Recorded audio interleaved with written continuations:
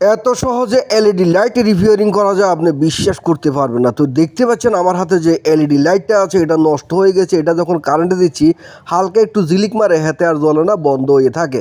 তো এটা কিভাবে রিপেয়ারিং করবেন আজকে আপনাকে দেখাবো, আপনি ঘরে বসে এটা করতে পারবেন। তো বন্ধুরা দেখতে পাচ্ছেন আমি কিন্তু এটার উপরে যে ডাকনাটা আছে, এটার উপরে যে সাদা ডাকনাটা আছে এটা খুলে নেব। খুলে নেওয়ার পরে এখানে খেয়াল করবেন সবগুলোর লাইটের মধ্যে দুই একটা লাইট দেখবেন একটু কালো হয়ে গেছে, ভিতরে দাগ হয়ে আছে।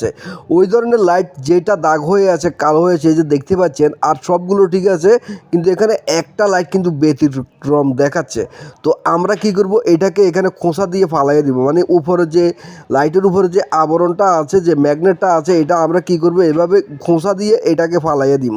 তো দেখতে পাচ্ছেন খোঁচা দিয়ে ফালানোর পর আমরা এখানে কি করব, আয়রন দিয়ে একটা ফোঁটা দিয়ে দেবো, মানে একটা ঝালাই করে দেবে, এই দুইটা তার অ্যাডজাস্ট করে দিব। তো দেখতে পাচ্ছেন আপনি যে কোনো দোকানে নিয়ে যেটা কালো তার এটা আপনি অ্যাডজাস্ট করে দিবেন। অ্যাডজাস্ট করে দেওয়ার পর এখন বন্ধুরা আমরা এটা ফিটিং করে দেখব এটা জ্বলে কিনা। কারণ হচ্ছে এই ছোট্ট একটা কাজের জন্যে আপনার 200-300 টাকা দামের লাইটগুলো কিন্তু নষ্ট হয়ে যায়।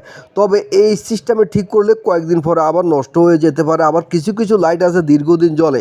আপনি কি এইভাবে কোনোদিন লাইট ঠিক করেছেন কিনা একটু কমেন্ট করে জানাবেন। ধন্যবাদ।